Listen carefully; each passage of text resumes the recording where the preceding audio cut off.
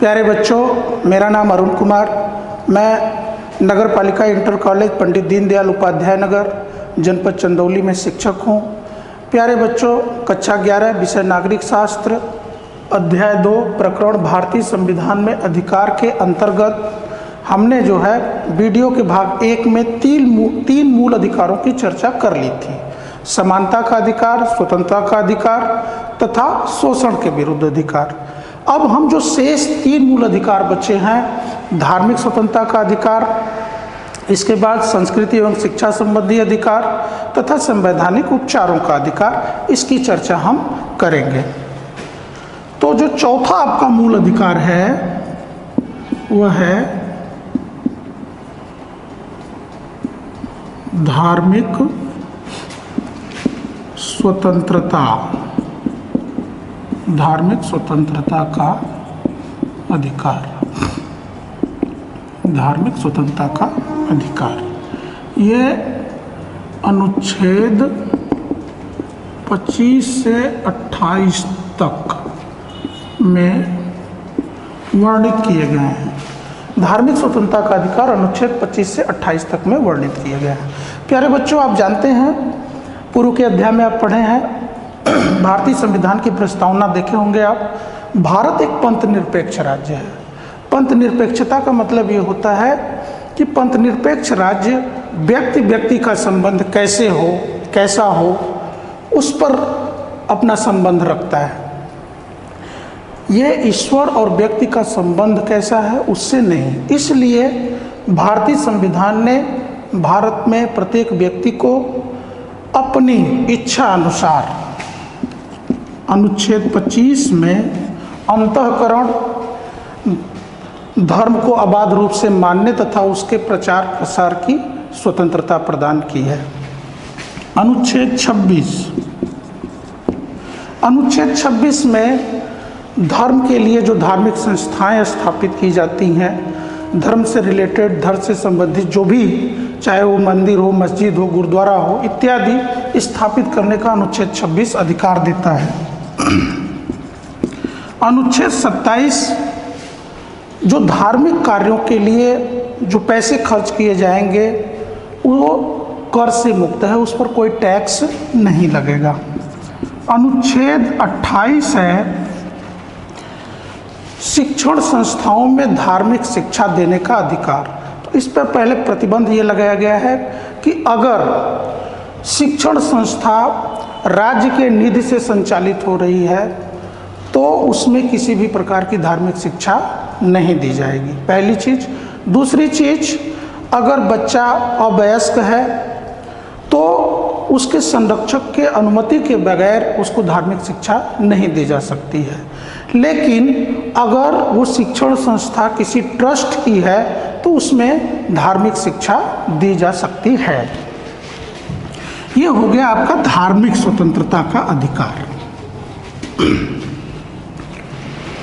इसके बाद 5वां जो आपका मूल अधिकार है वह है संस्कृति एवं शिक्षा संबंधी, संस्कृति एवं शिक्षा संबंधी अधिकार। ये है अनुच्छेद 29 और 30 में। अनुच्छेद 29, अनुच्छेद 29 अल्पसंख्यकों को यह अधिकार देता है कि वह अपनी भाषा, लिपि, संस्कृति की रक्षा कर सकते हैं। अनुच्छेद 30, अनुच्छेद 30 में अल्पसंख्यकों को शिक्षण संस्थाओं को स्थापित करने का अधिकार प्रदान किया गया है। जो अल्पसंख्यक हैं, धर्म और भाषा के आधार पर वो अपनी शिक्षण संस्थाओं की स्थापना कर सकते हैं, उस पर प्रशासन कर सकते हैं। यह अनुच्छेद 30 उनको अधिकार प्रदान करता है। इसके बाद जो 6वां मूल अधिकार है, बहुत ही मोस्ट इम्पॉर्टेंट मूल अधिकार है, 6वां है संवैधानिक संवैधानिक उपचारों, संवैधानिक उपचारों का अधिकार।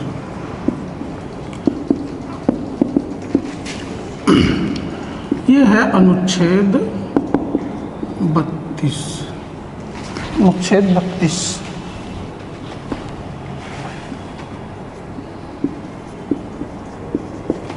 अनुच्छेद 32 इस अधिकार में ये जो उपचारों वाला देख रहे हैं सब, ये उपचार से निकला है। जैसे एग्जाम्पल के तौर पर अगर कोई बीमार पड़ता है तो उपचार के लिए किसके पास जाता है? डॉक्टर के पास। ठीक उसी प्रकार से जब किसी व्यक्ति या नागरिक का मूल अधिकारों का उल्लंघन होता है तो वह अनुच्छेद 32 वह दरवाजा है या माध्यम है जिससे जिस व्यक्ति का अधिकार प्रभावित हुआ है, उल्लंघन हुआ है, वो अनुच्छेद 32 से डायरेक्ट उच्चतम न्यायालय या सुप्रीम कोर्ट से उपचार मांग सकता है। अनुच्छेद 32 में जब हम सीधे उच्चतम न्यायालय में जाते हैं या अनुच्छेद 226 के आधार पर उच्च न्यायालय में जाते हैं तो 5 प्रकार के लेख जारी किए जाते हैं। 5 प्रकार के लेख, आदेश या लेख जारी किए जाते हैं। पहला है बंदी प्रत्यक्षीकरण, बंदी प्रत्यक्षीकरण लेख। यह लेख तब जारी किया जाता है जब किसी व्यक्ति को अवैध रूप से गिरफ्तार कर लिया जाता है।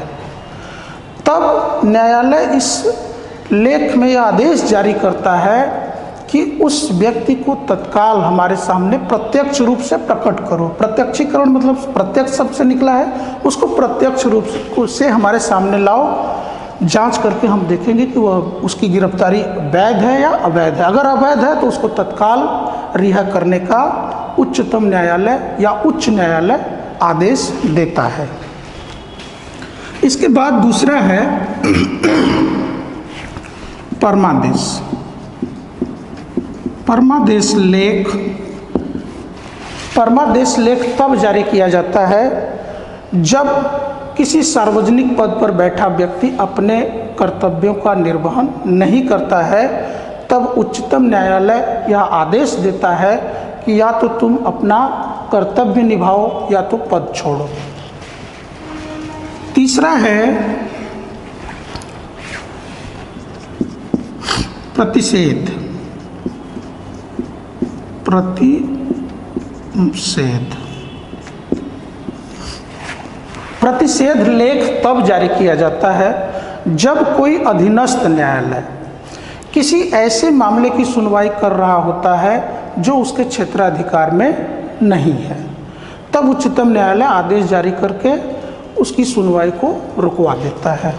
चौथा है उत्प्रेषण। उत्प्रेषण लेख तब जारी किया जाता है जब अधीनस्थ न्यायालय किसी ऐसे मामले में निर्णय दे चुका होता है जो उसके क्षेत्राधिकार में नहीं था।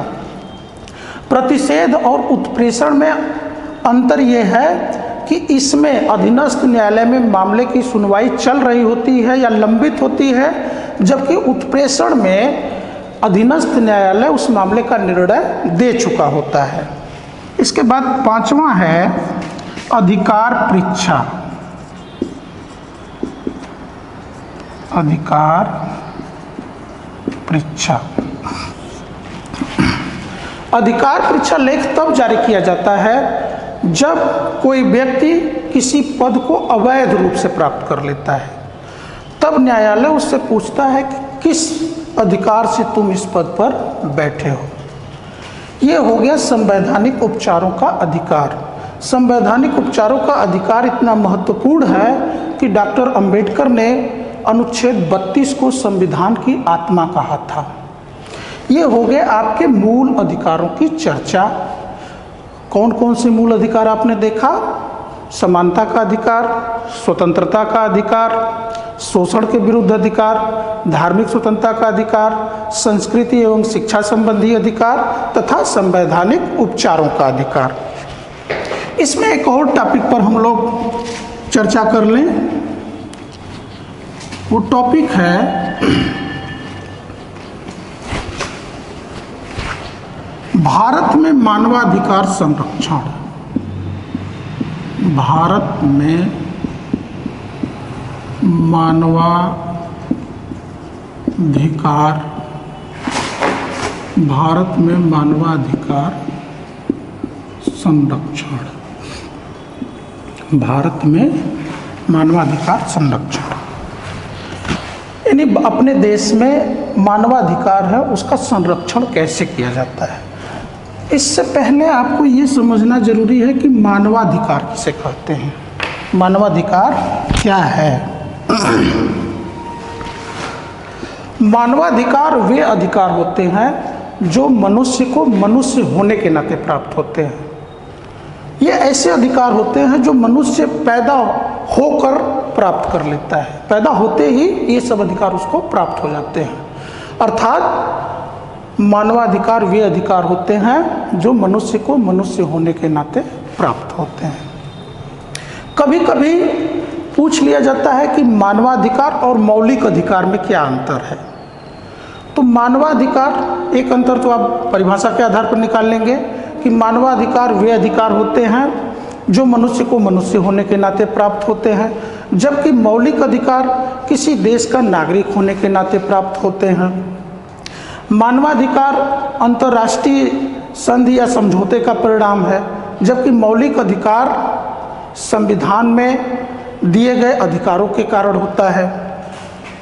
ये जो मानवाधिकार है ये अंतर्राष्ट्रीय संधि समझौते के कारण ये बाध्य नहीं है कोई राज्य लागू करने के लिए, जबकि मौलिक अधिकार को लागू करने के लिए राज्य बाध्य है।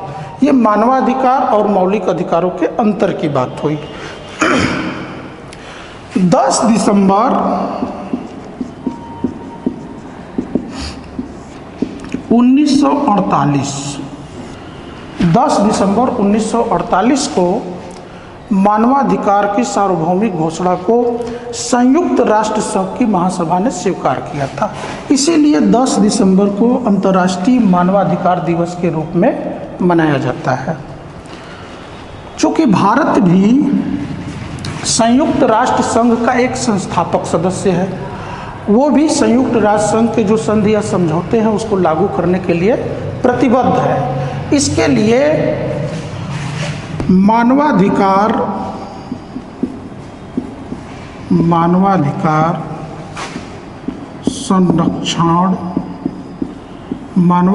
संरक्षण अधिनियम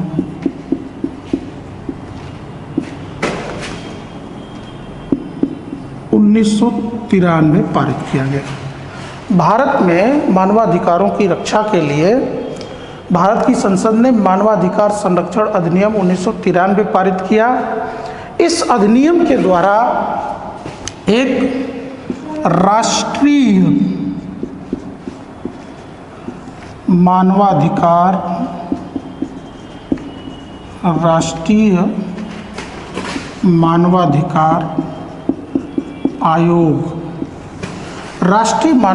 आयोग का गठन किया गया। राष्ट्रीय मानवाधिकार आयोग का गठन कैसे होता है? राष्ट्रीय मानवाधिकार का जो गठन है इसके लिए इसमें एक अध्यक्ष तथा 8 सदस्य होते हैं। राष्ट्रीय मानवाधिकार आयोग का जो गठन होता है उसमें एक अध्यक्ष तथा 8 सदस्य होते हैं। राष्ट्रीय मानवाधिकार आयोग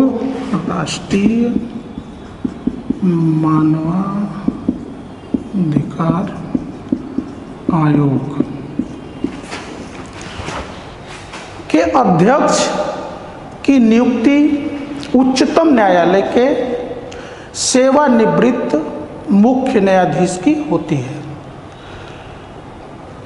यानी राष्ट्रीय मानवाधिकार आयोग के अध्यक्ष की नियुक्ति उच्चतम न्यायालय के मुख्य न्यायाधीश जो सेवानिवृत्त होते हैं उनकी नियुक्ति की जाती है।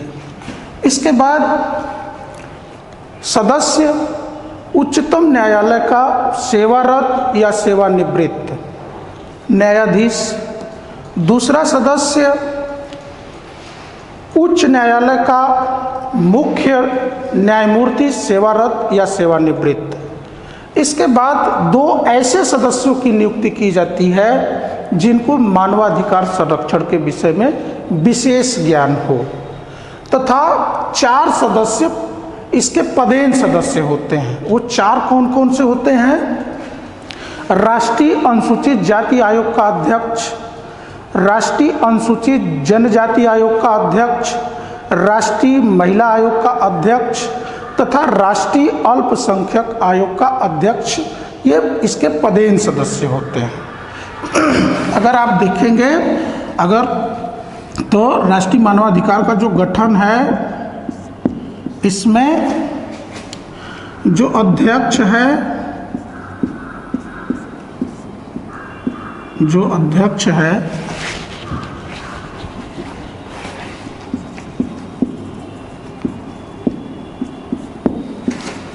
उच्चतम न्यायालय का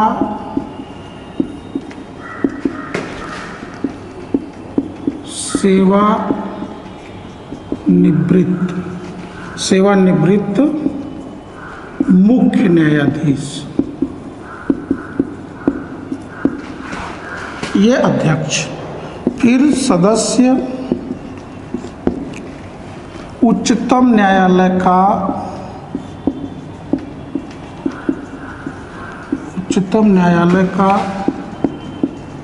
सेवारत या सेवानिवृत्त न्यायाधीश।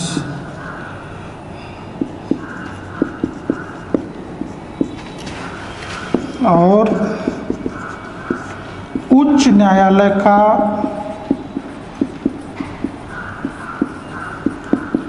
सेवारत या सेवानिवृत्त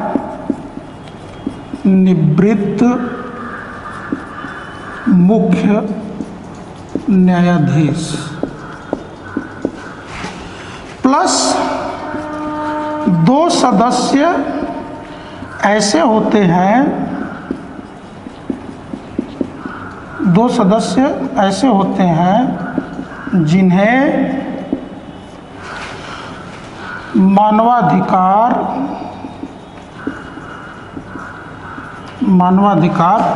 संरक्षण के विषय में विशेष ज्ञान हो। और शेष 4 पदेन सदस्य हैं, आप तो जानते ही हैं। शेष जो 4 पदेन सदस्य हैं, हम आपको पहले भी बता चुके हैं।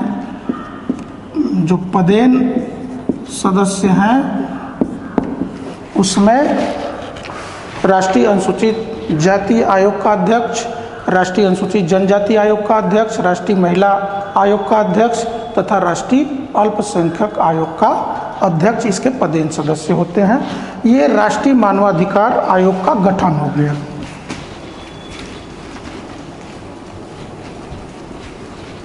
इसके बाद हम कार्य देखेंगे मानवाधिकार आयोग के, राष्ट्रीय मानवाधिकार आयोग के कार्य क्या क्या हैं। राष्ट्रीय मानवाधिकार आयोग अपना कार्य 2 तरीके से कर सकता है। पीड़ित के प्रार्थना पत्र पर या स्वमोटो या स्वतः संज्ञान लेकर। जब इसको किसी घटना की जानकारी होती है मानवाधिकार संरक्षण, मानवाधिकार उल्लंघन से संबंधित, तो ये क्या करता है, मौके पर पहुंच करके उसकी जांच करता है। पहली बात कि घटना स्थल की जांच करना। दूसरी बात, जेलों या बंदी गृहों में जाकर सुधार के लिए अनुशंसा करना। तीसरी बात, अंतर्राष्ट्रीय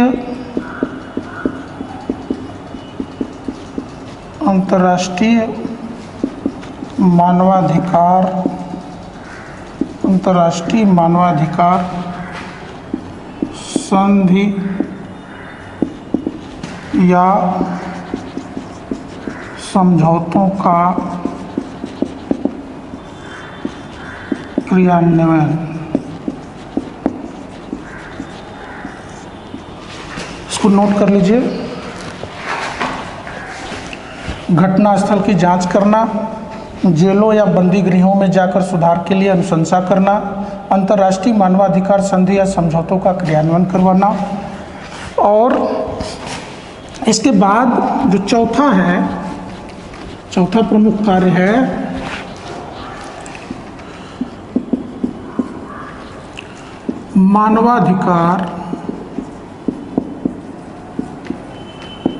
मानवाधिकारों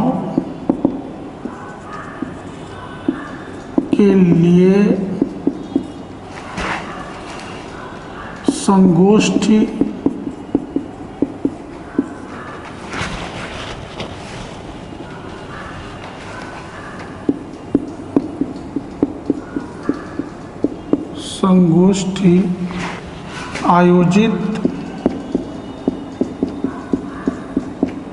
आयोजित कराकर जन जागरूकता फैलाना। और पांचवा है मानवाधिकारों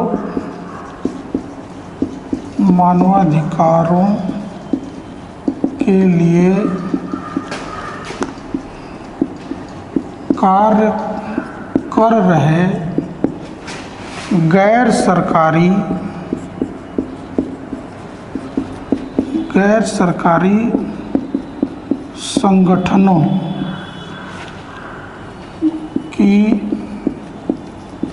सहायता करना। ये सब प्रमुख कार्य हैं राष्ट्रीय मानवाधिकार आयोग के। इसको नोट कर लें आप।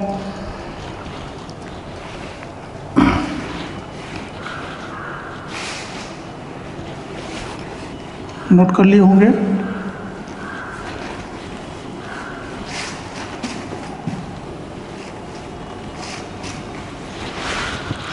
राष्ट्रीय मानवाधिकार के अध्यक्ष एवं सदस्यों का कार्यकाल 5 वर्ष के लिए होता है और 70 वर्ष की आयु तक।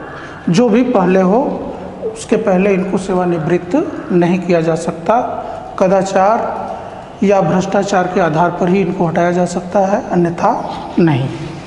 आपने जो अध्ययन किया उसको आप अपने से स्वयं पढ़ेंगे। इसके बाद कुछ गृह कार्य नोट कर लीजिए।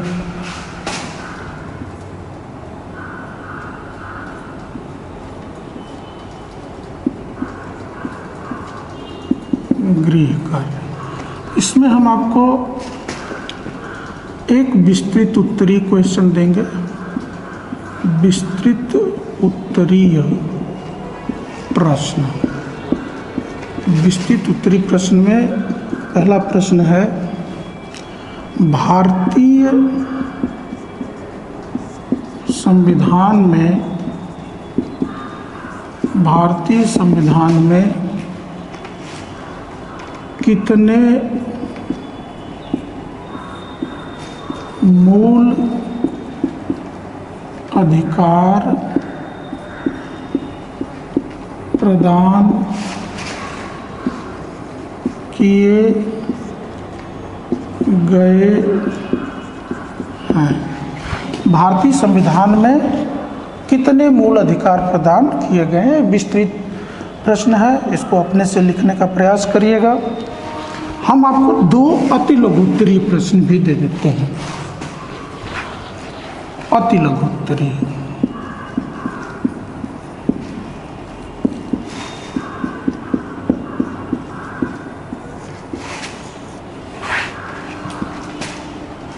लघुत्तरीय प्रश्न। अति लघुत्तरीय प्रश्न। इसमें पहला प्रश्न है, किस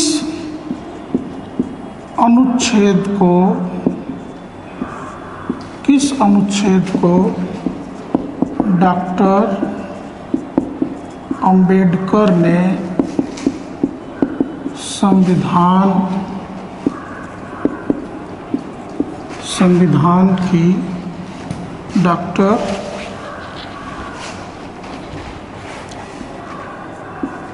अंबेडकर ने संविधान की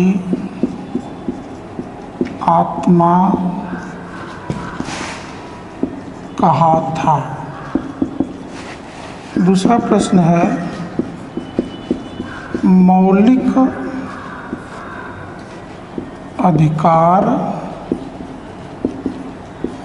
अधिकार किसे कहते हैं? मौलिक अधिकार किसे कहते हैं? ये आपके गृह कार्य हैं, इसको घर पर बैठ करके करिएगा। अब ये जो अध्याय है, अध्याय 2 भारतीय संविधान में अधिकार, इसको पढ़ने से आपको लाभ क्या क्या हुआ है? पहली चीज़, आप अपने अधिकारों के प्रति जागरूक हुए हैं, एक आप जागरूक नागरिक बनेंगे। दूसरी चीज़ है कि ये आपके गृह परीक्षा, बोर्ड परीक्षा में भी काम आएगा। और तीसरी जो सबसे महत्वपूर्ण चीज़ है, जब आप आगे सरकारी नौकरियों में, प्रतियोगी परीक्षाओं में प्रतिभाग करेंगे, तो ये जो भारतीय संविधान में अधिकार के जो प्रश्न आते हैं, ये हमेशा आपको मदद पहुंचाएंगे। आज की क्लास बस इतनी ही। बहुत बहुत धन्यवाद।